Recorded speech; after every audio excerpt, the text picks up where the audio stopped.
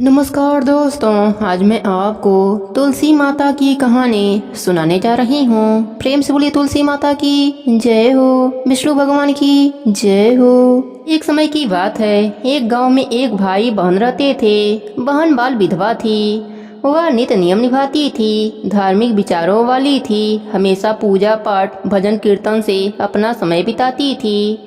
नित्य नियम से तुलसी सींचती थी, तुलसी माता की कथा कहानी कहती थी। इस बात से भाई की पत्नी को बहुत गुस्सा आता था। एक दिन उसने तुलसी माता का पौधा उखाड़कर घर के बाहर फेंक दिया और ताने मारने लगी।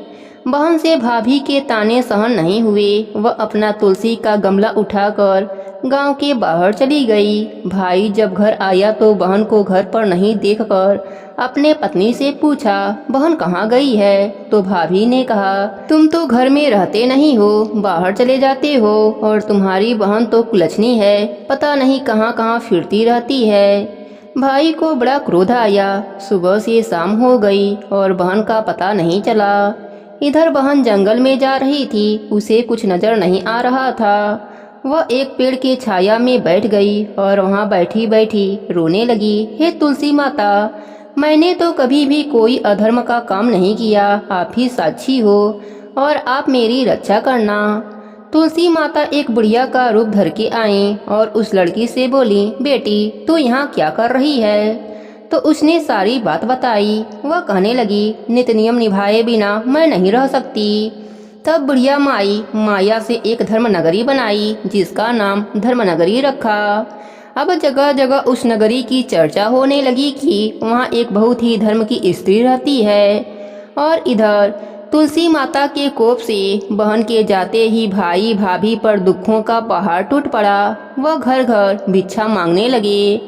एक दिन उन्हें पता चला कि धर्म नगरी में एक बहुत ही धार्मिक महिला रहती है। वह बहुत दान पुण्य करती है, गरीबों की मदद करती है।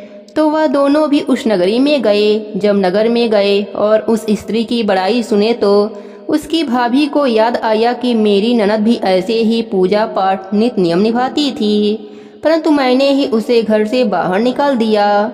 एक दिन दोनों भिक्षा लेने बहन के द्वार पर पहुंचे तो बहन तो देखते ही पहचान गई, परंतु भाई और भाभी अपने बहन को नहीं पहचाने, क्योंकि वह तो पूरा ठाट बाट से रहती थी। तब भाभी की आंखों में पानी भर आए तो उसने पूछा, आप क्यों रो रही हो? भिक्षा कम हो तो और ले जाओ, या कोई और तकलीफ हो तो बोलो, मैं तुम्हारी क्या सहायता कर सकती हूँ। तब भाभी और जोर जोर से रोने लगी और पैरों में गिर पड़ी और माफी मांगने लगी। तब बहन बोली, आप लोग कौन हैं? तब वह बोली, ननद बाई सा, मुझे क्षमा कर दो, परंतु आपकी आवाज़ से मैंने तो आपको पहचान लिया है। मैंने आपको बहुत बुरा भला कहा है, आपके तुलसी माता को भी उखाड़ कर फेंक दिया है। अब भाई को सारी बात पता चल गया कि यह हमारी दशा ऐसे कैसे हो गई। वह अपनी पत्नी को डंडा से मारने लगा। तब वह बोली, इनसे गलती हो गई है, इन्हें क्षमा कर दो। मेरी तो तुलसी माता ने बहुत रक्षा करी है, यह सब उन्हीं का दिया हुआ है। तब उसने तुलसी माता से प्रार्थना की, हे तुलसी माता, जो मेरे भाग्य में हो वह मुझे दे दो और अपनी माया समेट लो। तुलसी माता प्रसन्न हुई, उसे खूब अन्य धन दिया और अपनी माया नगरी को समेट लिया। अब भाई अपने बहन को लेकर अपने घर आ गया। अब उसका घर अन्य धन से भर गया और सब खुशी खुशी से साथ में रहने लगे। अब ननद और भाभी मिलकर तुलसी सींचते और वहीं बैठकर तुलसी माता की कथा कहानी कहते और सुनते। तुलसी माता के कृपा से उन्हें इहलोक में सुखों की प्राप्ति हुई और मरने के बाद वैकुंठ लोक का सुख मिला। हे तुलसी माता, जैसे आपने ननद पर अपनी कृपा करी, वैसे ही अपने सभी भक्तों पर अपनी कृपा बनाए रखना। सबके व्रत को पूर्ण करना।